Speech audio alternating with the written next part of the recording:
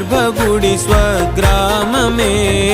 ఎందరో చెప్పిన మాటే కదా, కళ్ళ ముందరే ఉన్న దారే కదా.